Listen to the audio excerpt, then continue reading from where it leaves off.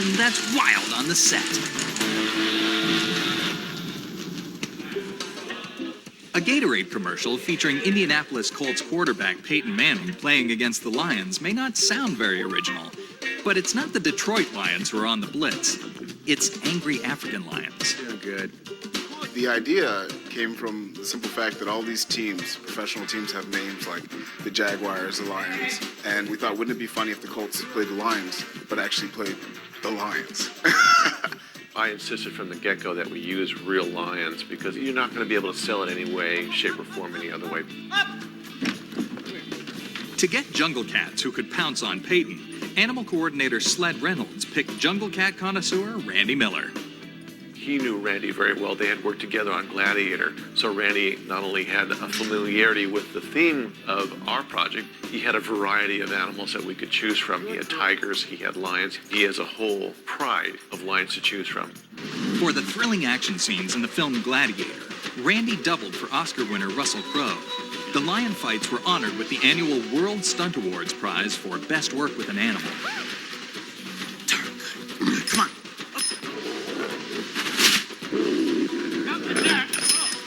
We're good. You should know. But for this thirst-quenching commercial, only one team of Wildcats would do. A pride of 650-pound African black-maned lions. We'll be using 3 adult male lions. They all have a slightly different look. We have Taboo. He's pretty much the lead lion. And then his brother, Czar.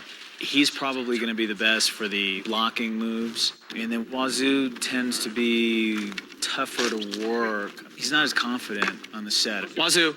Mark. For the action of lions prowling the field, Randy uses their jungle instinct. We're going to use these feathers to bring out his prey drive, just to get the, that good action that we're looking for.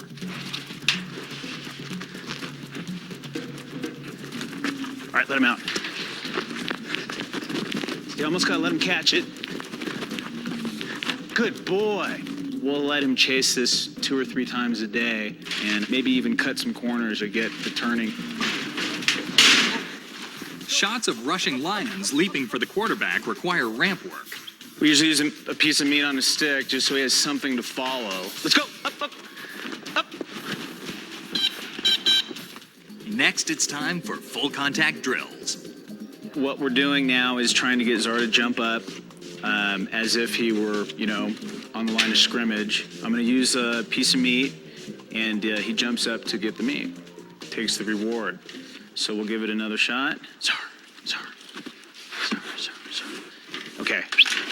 Czar. I can't even get him up. He should be like up pacing right now. Czar. Good. Okay, we're gonna try the same thing, but we need him to stand up higher. So I'm gonna exaggerate the meat up higher and get him to jump up a little bit. Let him out. Let's go.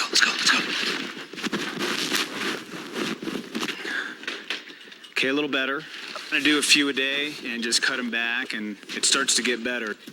Come here. Taboo. Randy then tries something new, bringing all 3 lions to dominate the line of scrimmage at once. Go to your mark. Good. No. Watch out. Come here. Czar. Go to your mark. Good. Hey. No. Hey.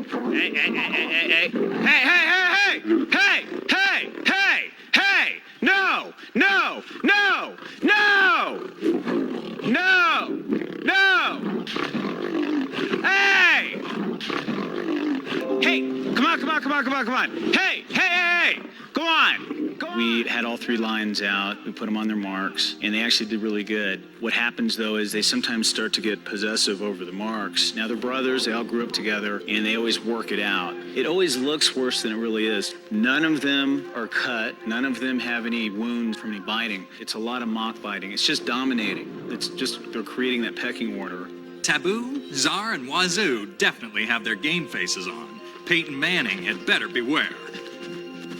While these golden cats have been practicing their defense, trainer Randy Miller is working on a Gatorade commercial featuring quarterback Peyton Manning, leading his Colts against the Lions. Real lions. I'll be wearing a few hats on this. I'll be the head trainer and make the decisions on how to work out each shot. And then stunt doubling the teams. So it's definitely a lot of work. It's a long day. For safety reasons, Peyton's team cannot be on the field with the dangerous cats, so the human players and animal actors will be shot in various positions in front of a green screen. This allows their actions to be combined together in one seamless shot. In the case of the football players, for example, we had to understand that the football player had to become bait, in my mind, in order to make the lions respond and correspond with the similar actions that the football players were doing. Nice and quiet, please, guys. Heads And up. when the lions take the field, the tension gets thick. Honestly, you feel like lunch. The set, you could hear a pin drop every time a lion would run loose because you're seeing the cage open up and all of a sudden a lion comes out and you realize, oh my God, there's a loose lion running around.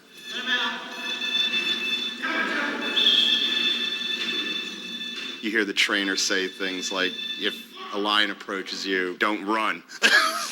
It'll treat you like a deer. The thing that I noticed when they first came out is how effortless the roar is. The resonance just filled the whole studio when a roar came out, and that, whoa. Certainly no one could relax hearing the ferocious snarls. But the most tension came at the end of a take. All right, let him out. The other thing that was disconcerting was at the end of a shot, when the lion had the food, everybody had to be absolutely still. Still, please. Because if the lion thought that you were going after the food that he just caught, mayhem may break loose. Randy's Lions proved that the other football moves were a stalk in the park. The king of the jungle playing football is pretty preposterous. On the set of a Gatorade commercial, the Lions are taking on the Colts thanks to trainer Randy Miller. Whenever you see a cat come in contact with a football player in the spot, that football player is always Randy, no matter how many of them you see in the spot. And he had to make sure the Lions knew it was him as he doubled each player on the line. Anytime.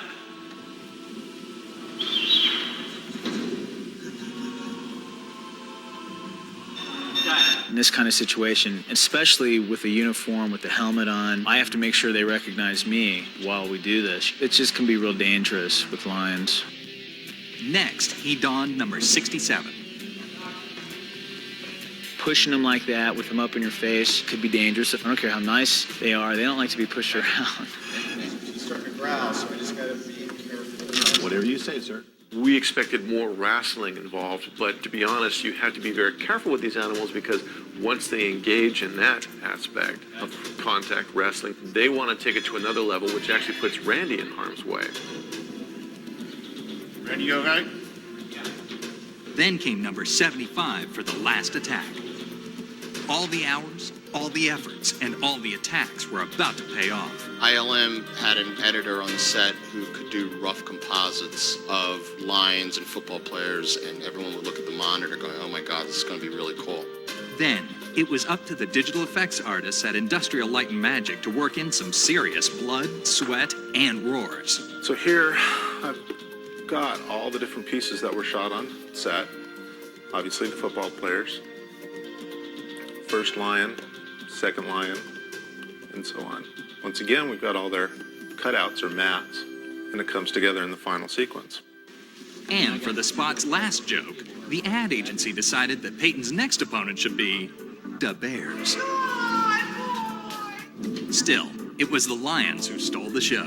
Randy's the man. I mean, when we were working on the set with him, it was amazing the way he had these animals trained and the fact that they had the most respect for him. He's a hero.